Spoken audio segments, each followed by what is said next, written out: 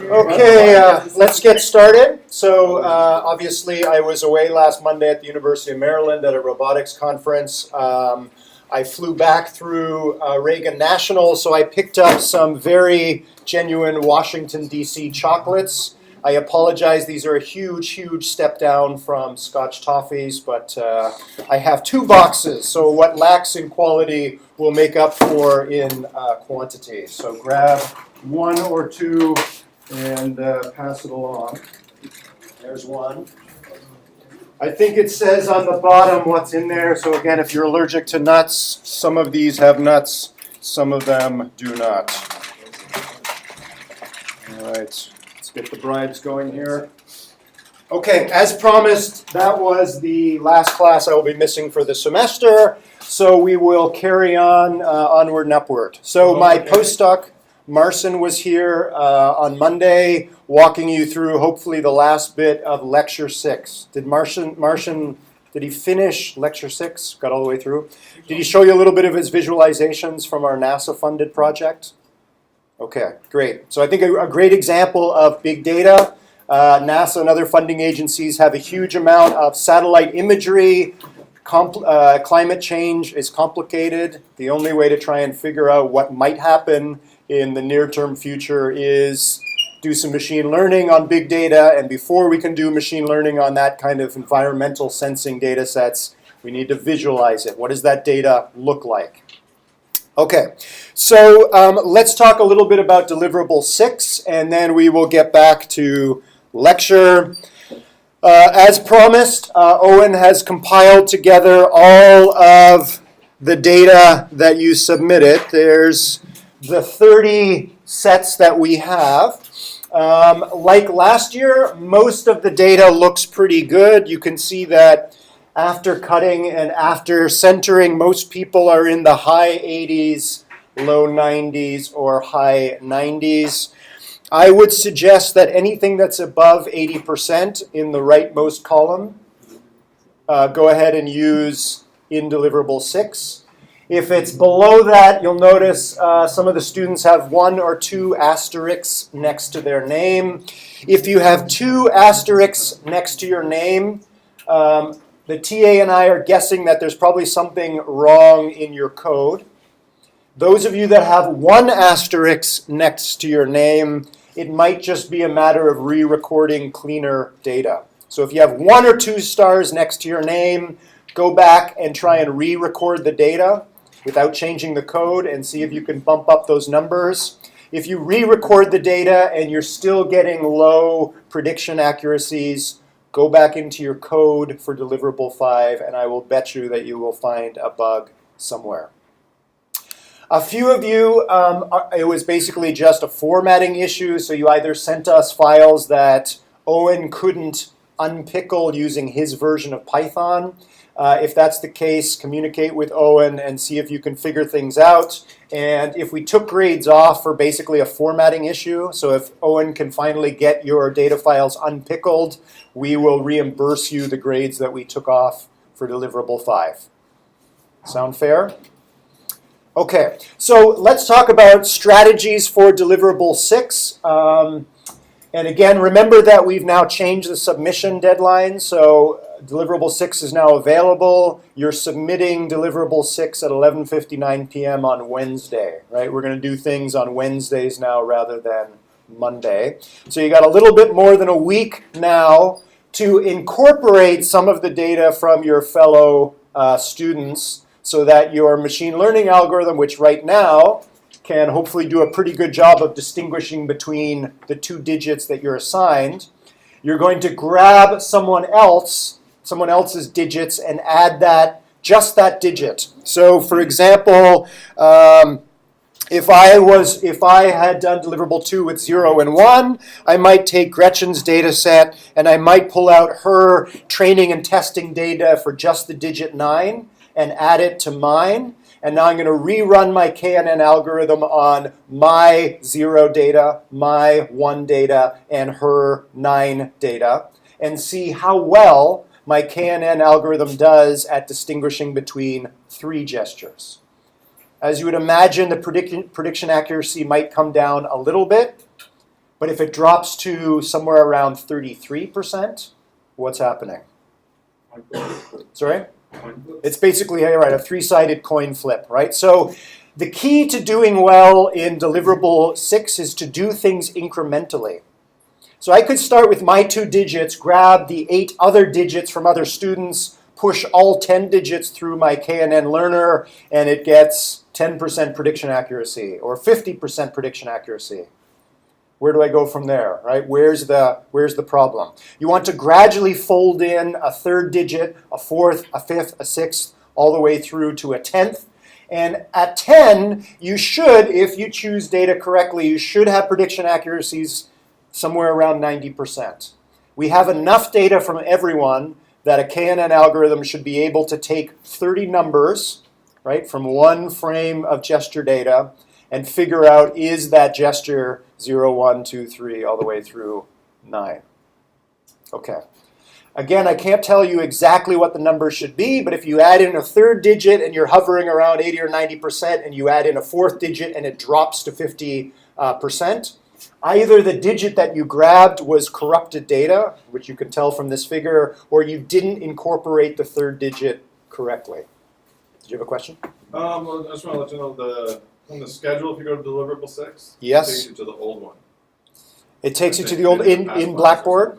Yeah, like in the browser, you're. Well, Okay, I've got a link to it. you might have to refresh it. I just compiled this data before class, so if you looked, I If put you it go up. If you go to Blackboard and get it, it's this one. The Here's the schedule. schedule. Okay, thank you. I think that's correct. Can you send me an email and I'll fix it after class. So go follow the link for deliverable 6 from Blackboard, not from the schedule. I'll fix that. I'll fix that after class.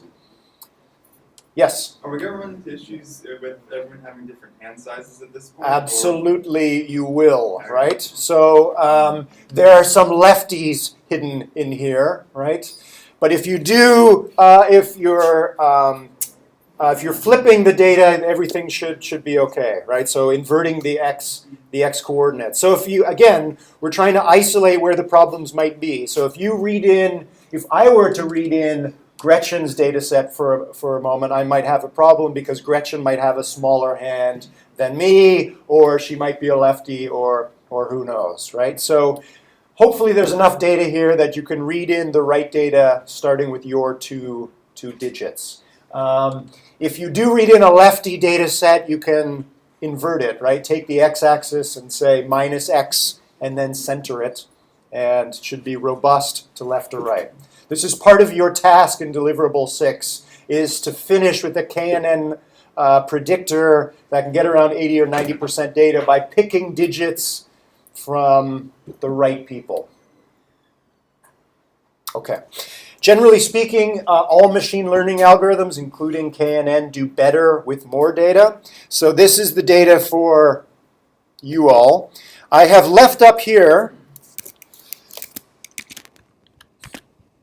the data from last year's class. So at the very end of deliverable 6, there's an optional step. So if you want to read in data from last year's class, you can add it to your KNN learner. It might do a little bit better if you add more data. All of the data from last year is also stored in pickled files, so you can mix and match. That's fine. It's up to you.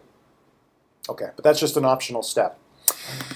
Okay, deliverable 6 is a little bit deceptive. It's only 30 steps, but you're going to be repeating steps 19 through 27 9 times. So there are a lot of steps, actually. Steps 19 through 27 describe how to add a 3rd digit. Once you've done that and you need to add a 4th digit, you need to go back through steps 19 through 27 again and make some changes to the code. It's up to you how you do this. You can do this by following steps 19 through 27 strictly, which requires a bunch of changes to the code for every new digit that you add. It's very tedious to do it that way. Once you've gone through it once, once you've gone through 19 through 27 once, I suggest you go back and change the code a little bit so it makes it easier to add new digits. So hopefully by now you're getting a little bit more comfortable with Python. There's some things you can do to make it much faster to go through steps 19 through 27. You can alter your code so you only need to make 1 or 2 changes to add in a third and a fourth and a fifth digit. But again, it's optional. If you don't feel confident to do that, then set aside some time and go through steps 19 through 27 9 times. Okay, so there's a slow, tedious way to do things, a faster way, but you need to do a little bit deeper coding in order to do so. It's up to you which path you follow. Any questions so far? We're good? Okay, let's just talk a little bit again about the broad overviews of how to do deliverable 6. You're going to be working with two programs in deliverable 6. Classify, which you just finished, so you should still be pretty comfortable with classify. You're going to be changing classify so that at the end, instead of just the program ending, it's going to dump, using pickle, not a data set, but the learner, right? Remember that KNN is collecting or digesting all of this training data, and it should be all stored in one data structure in your code called CLF, the classifier. That data structure contains the KNN learner and all the training data that you've supplied to it. So in step 7 here, it's all in CLF, and you're just dumping CLF to a file called classifier.p. All right. So now you've trained your KNN algorithm. You just have it there, and another program can load CLF back in and use it to make predictions, right? It's digested all the training data. CLF says, okay, I know what to do if you give me another 30 numbers. I'll make a prediction about what digit is hidden in that gesture. Make sense? Okay, so the only real modification to start with, you're making the classified.p is dumping out the learner. You're now going to resuscitate or bring back from the dead your Python program all the way back from deliverable 2. And if you remember, your Python code in deliverable 2 was doing nothing more than drawing the wireframe hand, right? No recording, no playback, just grab gesture data and draw it. You're now in deliverable 2 going to load in the classifier. So in deliverable 2, it's now going to read in, and it's going to have the classifier standing by so that when you draw the hand, the classifier also sees that data, sees those 30 numbers, and makes a prediction about which of the 9 gestures it is. So I'll try and show you a video. This is the video you're going to be submitting at the end of deliverable 6. So this is my del2.py running, which is going to draw the wireframe hand. So there we go. You'll notice there's another window that's open here that's spitting out every time it sees, every time it captures a frame from leap motion, it's going to write out a digit between 0 and 9, which is the classifier's prediction about the digit.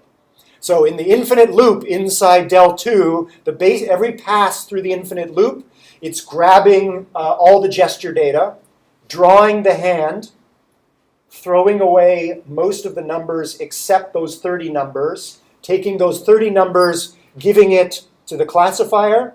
The classifier gives back 1 digit, and we just print that to the screen.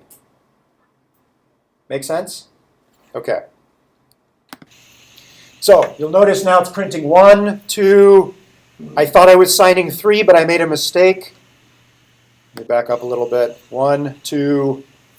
I forgot that is not the sign for 3. That's the sign for 6. So I'm doing the wrong thing, and the classifier is doing the right thing. Actually, I paused this at just the right point. If you look carefully there, I was signing 2, and then I switched from 2 to 6. And for 2 frames in between, the classifier was predicting 7. Why?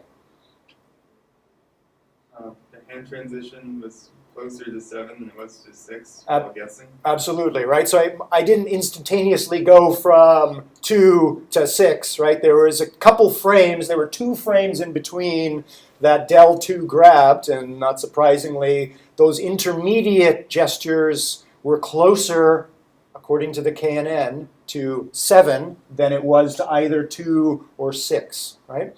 So these little details are going to start to crop up as we go forward in the class, right? The KNN is not perfect. It's going to do the best it can.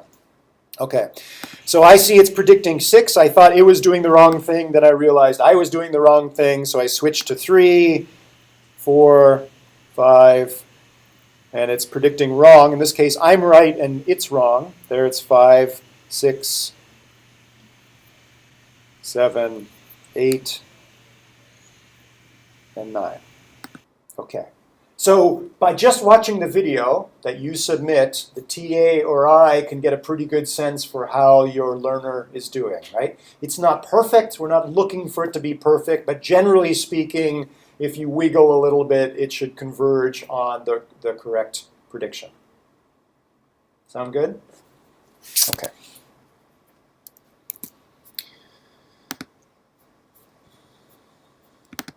Okay, so the hard part about deliverable 6 is step 13 here, and this is in step 13. You're making a change to deliverable 2.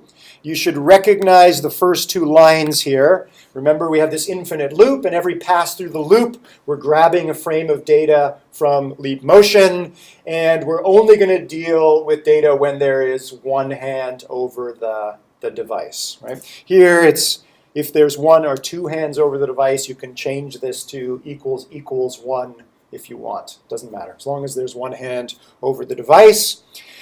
We iterate through all 5 bones in the hand, and for each of the ith bone, for each of the 5, we iterate over the 4 bones in the hand. We only deal with the 0th and the 3rd bone, so the first bone, which is closest to the palm, and the tip bone, which is furthest from the palm, so that's j equals 0 and j equals 3, and we're grabbing just the coordinates of the tips of those 2 bones. All right, so we're grabbing 3 numbers.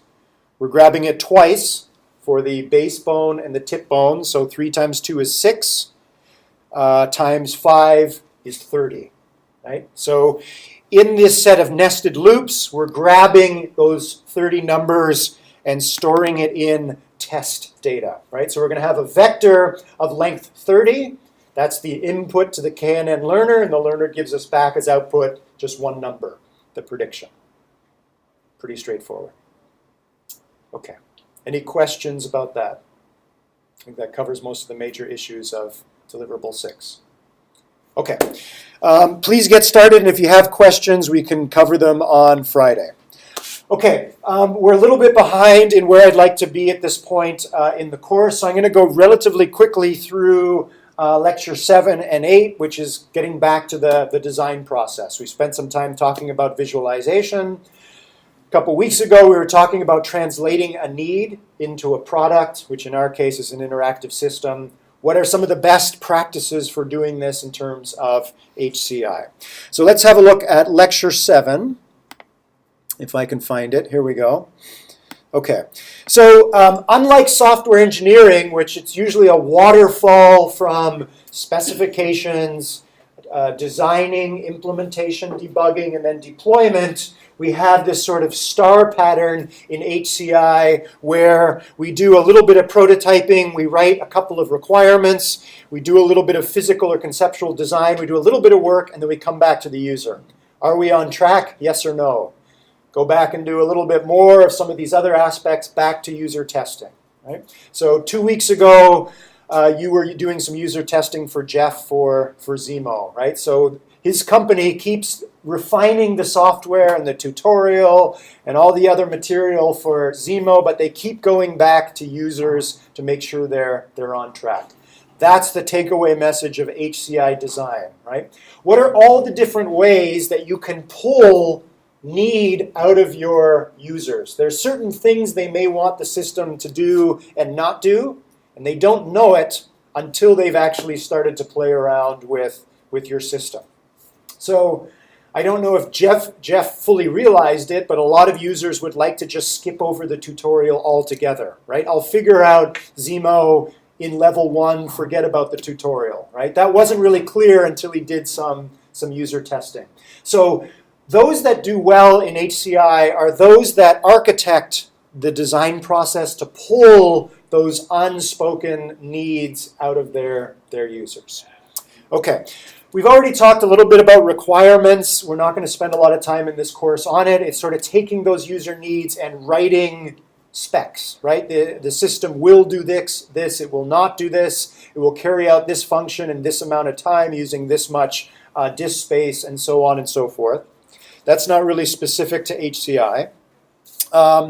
We've talked already about conceptual design. So conceptual design is just another term for packed analysis, right? So who is going to be using the system?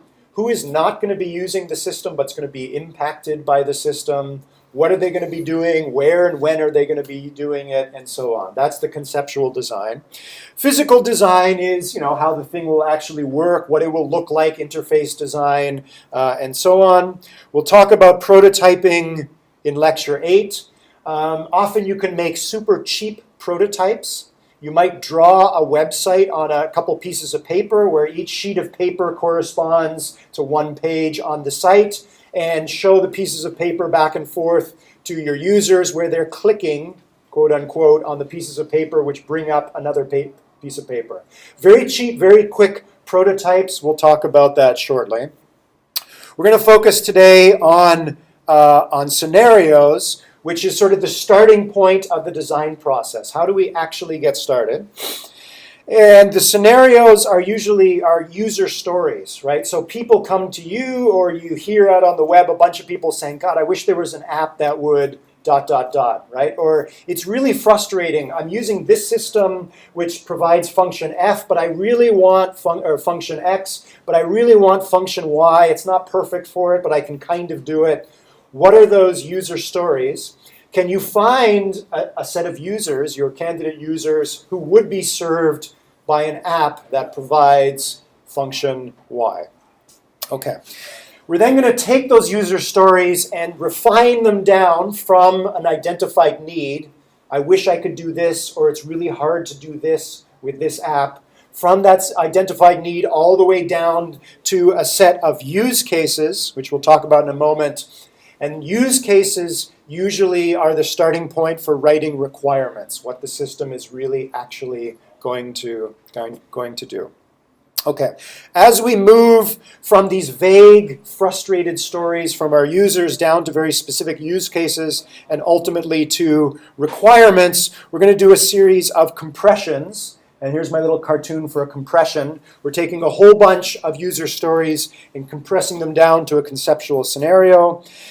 In addition to compressions, we're also going to do some expansions. We're going to take a conceptual scenario and sketch out a number of alternative concrete scenarios for how to support that need. So we're going to move from left to right along this little cartoon in Lecture 7 here. And as we do, we're going to go back and forth between the specific and the general, and technology and human needs. Okay, so just as a cartoon example of a user need, a bunch of students on campus say it's really hard to figure out a time for us to get together and work on our homework together. The scheduling software that's out there, nobody's really happy with it. Let's just make our own app to do this, right? So we all have busy schedules. There's the need. It's hard to find a time to meet. So as we start to think about a scheduling app, we want to make sure that the functionality, or in this case, even the visual interface, serves that need, right? You remember our discussion about Tufta. All the colored pixels should be doing work for us. Simple way to do this is draw two people's schedules visually, lining up time along the vertical axis, so you can see immediately where you can all get together, right? Where is everyone's gap in their schedule? It's a trivial example, but again, thinking carefully about what's the actual need and what is the system and what is the interface that will fill that need quickly, right? I don't need to write a query. I don't need to pull up two different frames of data. It's right there, right? I can see it. We can schedule a time to meet, no problem. Okay. Okay, so again, let's start with scenarios and these user stories. So I wish I could do X. In those user stories, there's going to be a huge amount of data that is irrelevant to the problem at hand. And one aspect of the black art of HCI is pulling out the specific need among all these stories and throwing away everything that's irrelevant. So let's do this by going through, again, a kind of a toy example. Here are two user stories. I will let you read these stories at your leisure.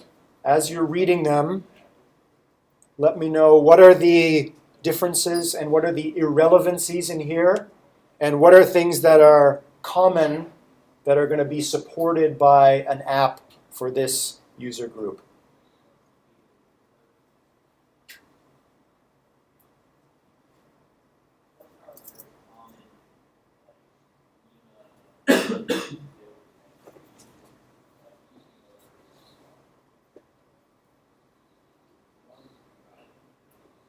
Maybe easier to start with the commonalities. So this is a toy example. It should be pretty obvious what the common need is that our system is going to support here. What is it?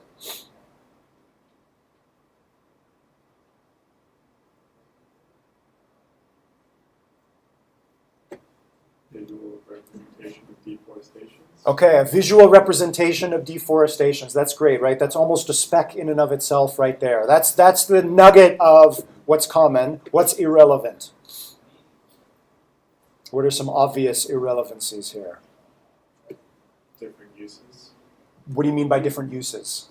One of them wants it for data for her map, and the other wants it just to show students. Okay, so is that irrelevancy? So the form in which these two people are going to want the data, or the visualizations of the data, does that matter?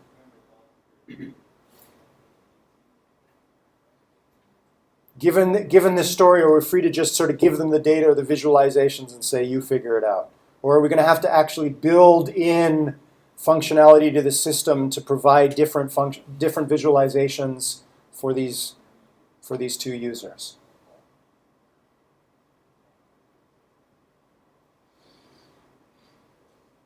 May not be immediately clear, right? We may have to go back and talk to our users about that one. So it might actually be on the line. Probably the scientist is going to want access to the raw data. The educator may not mind too much about the raw data and maybe only wants the visualizations for class, right? May or may not matter. What is clearly an irrelevancy here?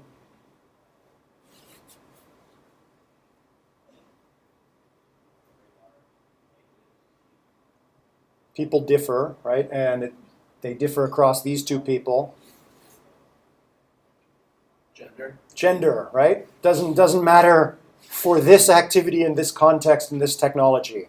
For Leap Motion, for your application, gender may very well matter, right? So if you're a male reading in female training data or vice versa, that might affect your KNN learner, and you might have to address that in how you read in the data, right? So relevancies and irrelevancies can matter, and you need to think carefully about the final system, right? Again, we've sort of beaten this to death, but in Leap Motion, some of these things that might on the surface have seemed irrelevant, like male, female, they matter in that case, right? So it's not always obvious.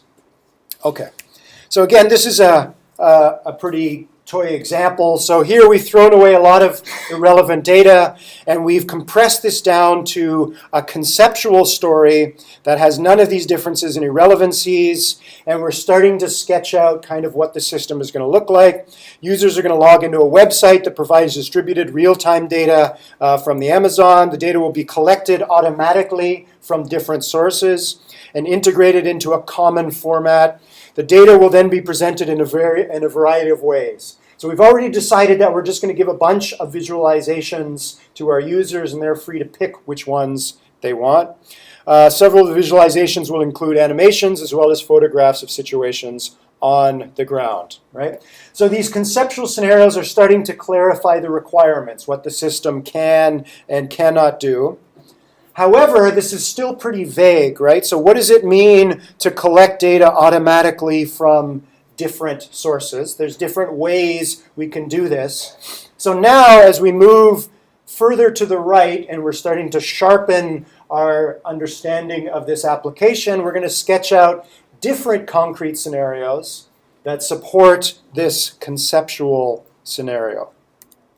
So again, in the interest of time, let's just move forward here. Here's two possible ways we can do it. We can assume that the data is going to be collected automatically by sensors deployed in the rainforest, or we're going to recruit local villagers to go out and collect the data manually. Two different options.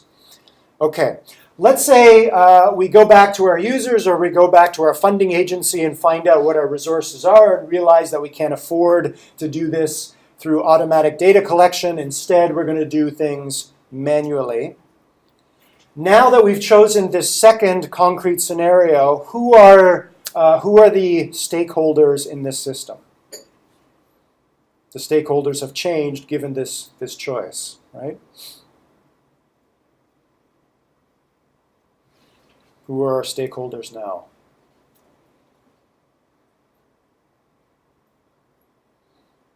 So stakeholders are either people that are using the system or being affected by the system. Hopefully you're thinking of the local villagers, right? They're now part of this system. Who else, though? Are there other stakeholders that are now implied since we've chosen concrete scenario B, but are not mentioned by name in this concrete scenario? The user, a user logs into the website. So the user is mentioned by name. Who else is going to be impacted by this system that isn't mentioned by name? Again, right, we're trying to... Part of the HCI design process is to identify aspects of PACT. P, A, C, and T. We're focusing on P at the moment. We know users are going to be involved in this system. Local villagers are going to be involved in the system. Who else that we failed to mention here? How do the local villagers know what to do? Who's telling them? It's not mentioned here. There's either going to have to be some online training or trainers in the field about how to go out and actually do this, right? Now that we've chosen this, our P, A, C, and T has changed, right? And if we're not thinking carefully about this process, we're going to miss those people. And by the time we actually develop the system and go to deploy it, our funding agency comes back and says, great, how are you going to pay the people that are going to train the local villagers to collect this data efficiently and correctly? Okay. All right, let's assume that we've done some of this. Now we have a pretty good handle on who's going to use this system, what does it look like, what does it do, when and where is it used, and so on. And now we can start to sketch out some actual use cases, which are also stories, but very different from user stories. So user stories are, I'm frustrated, I wish I could do X, but I can't. Use stories are the researcher comes to a MATLAB script and they export data. That data is pulled out of a database that has been fed data by government officials or local villagers who have collected data on the ground. So we're actually describing an interaction with this hypothetical system here. So we might write out a whole bunch of those use cases. Local villager X wakes up in the morning, logs into their system and sees that they're scheduled to go out and collect this data. They go and do this, they come home, they type in the data, they download the data, they upload photographs, they upload video. What is it that they're doing? We're describing use cases around these actors. We can write use cases for this interaction, and so on. So we now start to collect a whole bunch of use cases, which are then going to be useful for us to write requirements or specifications, right? The system should do this, the system should not do that. Okay, so we're going from this sort of very vague set of user stories to hopefully very concrete and specific stories about who does what with the system, when and where. By going from the vague to the specific, we've done a number of these compressions and expansions. What might cause us to move backwards to the left during this process, and what might cause us to move forward to the right in this process? I've already given you a couple examples here. What might cause us to back up to the left? Like usability issues. Usability issues, okay. We haven't actually even really gotten to usability testing here, right? We're just sketching out these scenarios. So let's imagine we haven't even done any user testing yet. I mean, the people collecting the data could like input it wrong or simply not do it. Okay, so again, that's assuming deployment, so they've actually gone out and done it. We're just describing one aspect of the design process, which is sharpening user stories into use cases. So basically all we have through this process is a bunch of written documents. No code, no user testing, no actual deployment yet. This is kind of part of the preliminary design stage. What might cause a move back to the left?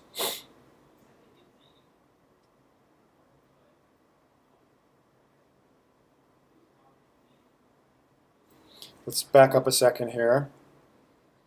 So here we were talking about the fact that we missed a stakeholder here, right? So maybe we need to back up and collect some user stories from the stakeholders who might be involved, right? Are we missing details here that are going to cause us to have to go back and contact other people and collect new user stories? What else might cause us to move to the left?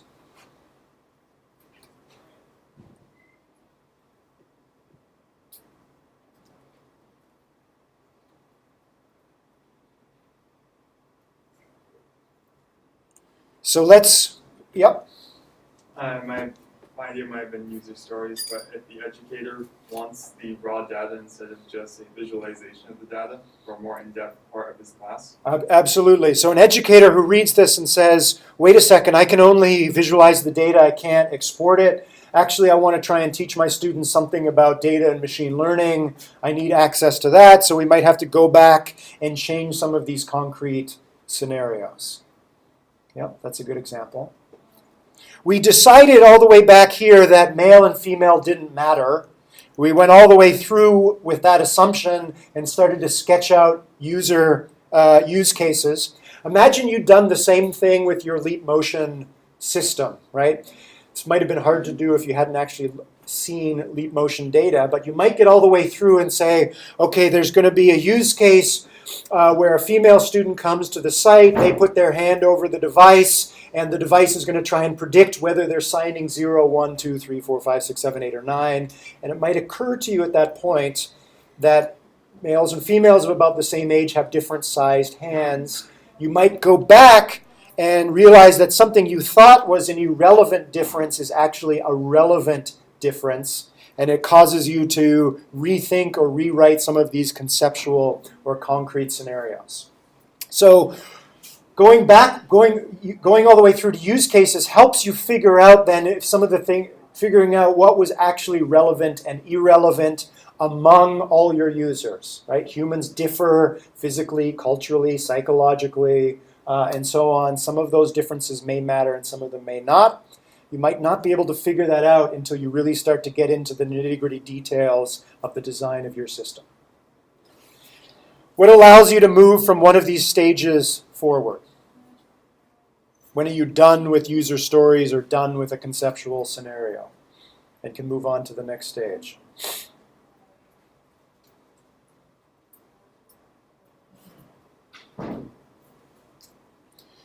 Okay, so you've made a decision. You've reached out to the users. Everyone's on the same page. We can afford to do this. We're pretty clear on P, A, C, and T for this stage. Let's move on. Okay.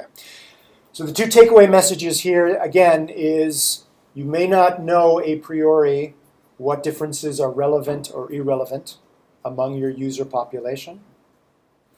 You can move forward when a decision is made. So a decision among whom? Among the stakeholders and the designers about design decisions. We're going to go with automatic data collection or manual data collection.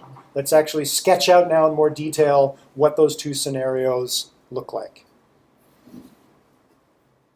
Any questions about that? Okay, again, pretty straightforward sort of thing, but again, trying to highlight the fact that we're trying to do this in a way that pulls out assumptions that may have been made at the beginning. Also, we're going from the vague bunch of people saying, I wish I could do X, or it's really, really hard to do X in app Y, to a new app or a new system that's going to support that need. Okay, that's lecture 7. So let's move on to lecture 8 now. So we've talked a little bit about scenarios. We've sketched out these use cases. Some members of the design team start writing requirements. Other parts of the design team start to make a prototype.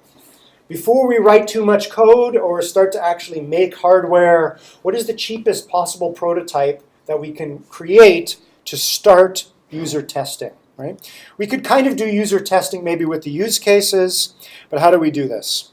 So prototyping is usually very incremental, going from lo-fi up to hi-fi. Hopefully a lot of the lo-fi prototypes are either pen and paper, or if it's a physical device, maybe cardboard or something that's 3D printed, before we actually commit to creating software and hardware. Sometimes we want to do things horizontally, so sketch out what are the main functions. Sometimes we want to create increasingly detailed prototypes in a vertical manner, meaning our system is going to have 6 functions. We know that our users are going to recognize these 5. These are similar to functions in other apps, but function number 6 is completely new, so let's actually sketch out in depth an interaction of the user who's trying to perform function 6 in the system. Okay. The reason why we want to do this cheap is so you can get these prototypes in front of the user and get some data back from the data to help with design and implementation. So you might have your coders that are sitting there waiting. They don't want to start coding until they have a better feel for what the system is actually going to look like and how this interaction is going to play out. How do we do this prototyping quickly and cheaply? Okay. However, how do you do this? How do you evaluate a prototype if no interface actually exists? We can create storyboards. So again, sketching things on pieces of paper. We might actually write out panes of a visualization on different pieces of paper, and on a table actually physically arrange some of these sheets of paper to actually sketch out the flow of an interaction. So one path along this tree here from one piece of paper to the next might be the educator, quote unquote, working with our deforestation app. And the other flow here might be the researcher, quote unquote, working their way through the app, right? Very, very cheap and easy to do. We usually do this exercise in class, but in the interest of time, I'm going to sort of go very quickly through this. You can look at this at your leisure. Sketch on a piece of paper a blob, which is Brazil, and then draw onto this blob a bunch of panels here. So imagine there are clickable buttons like Gapminder where we can click and overlay different environmental data onto our blob, and we might have different pieces of paper corresponding to clicking on these different buttons.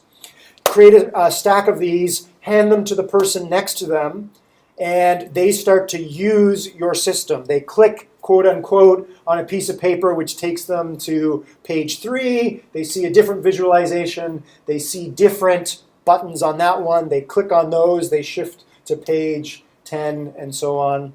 Does anybody remember the old Choose Your Own Adventure books? Yeah, same sort of thing, right?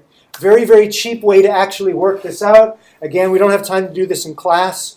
Typically, we get pairs of students to do that. You create 4 or 5 of these sheets of paper, hand them to your neighbor, and they will find 4 or 5 confusing things in your interface already, right? So Jeff showed you the user interface or the tutorial for Zemo. They already have the system, right? It would be nice to be able to catch a lot of these problems before you get to that stage. Next one is Wizard of Oz prototypes. This is a fun one. So you create, now you're maybe actually creating web pages, but there's no functionality on the back end. You have the Wizard of Oz, which is one of the developers who's sitting somewhere else watching your screen. And when you click on a button, they push a new page to your screen or a new PowerPoint slide or whatever. So you're actually clicking on buttons on the screen, but there's no real code there. They're just independent web pages or PowerPoint slides, and the Wizard of Oz is pushing what you would see when the system is actually implemented. So again, very, very cheap to do, not a lot of code there, but at least now you have the user at the screen clicking on buttons and so on. Once you have that empty front end, now you can start to layer on some of the back end by attaching scripts to different buttons. So this is something you might actually want to do with your ASL educational software. So you might create an interface in deliverable 9 or 10 that has buttons, and when somebody clicks on that button, it just starts up del2.py, or it starts up classify.py. So you can have your Python programs that you've been developing in earlier deliverables just as standalone pieces of Python code and write a script that will call them up and run them when somebody clicks the button. You don't have to go immediately to the step of trying to integrate all of your Python programs into the one final Python program that your student will use, right? Very cheap way to sort of cobble together existing functionality and work out some of the interface bugs before you sit down and write the final system, right? Which you then get to. Okay, so we've just talked about this idea of kind of storyboarding a system, which works great if you have a website or a more traditional app where you have one screen full of two-dimensional text or image or video after the other. But most of the more interesting apps that are out there are more continuous and real-time, right? Think about your Leap Motion device or Google Maps or what have you. So how would you go about taking this idea of storyboarding with discrete pieces of paper and come up with some corresponding cheap prototype for a continuous real-time system?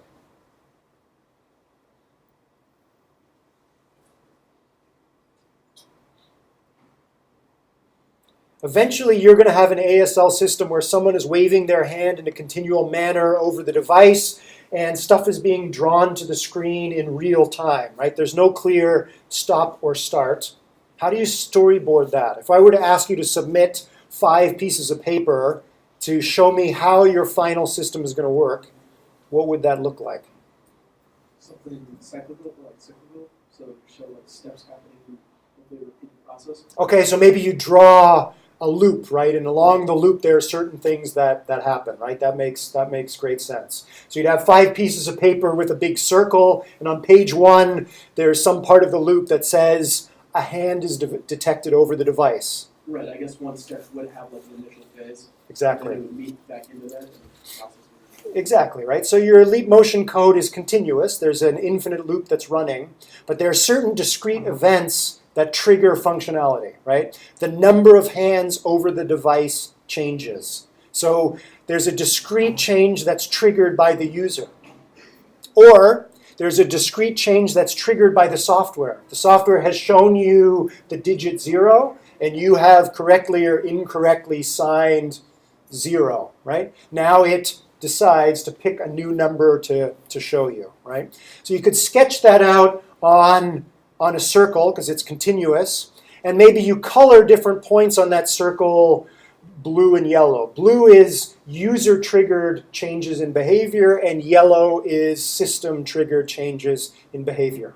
So at a very top level, I can kind of, me or the TA could look at your system, and sort of see, okay, this makes sense. I can see how this is going to play out when they actually develop this system. Did you have an additional point to make?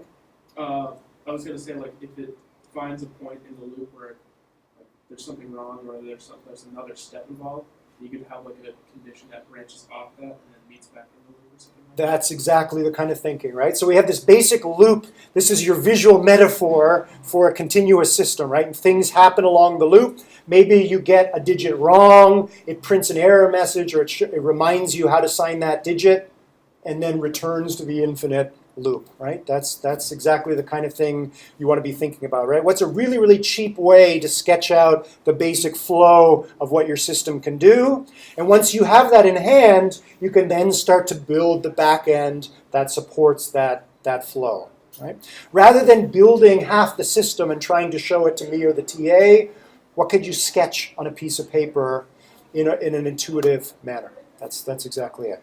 Okay, I think this is a perfect place to stop, and we'll talk a little bit more about physical prototyping on Friday. You have a quiz due tonight. Please have a look at Deliverable 6. For those of you that have a star next to your name in Deliverable 6, please go back to Deliverable 5 and see if you can clean things up. If you do, email me and the TA, and we'll re-add your data to the data set. Okay, thank you.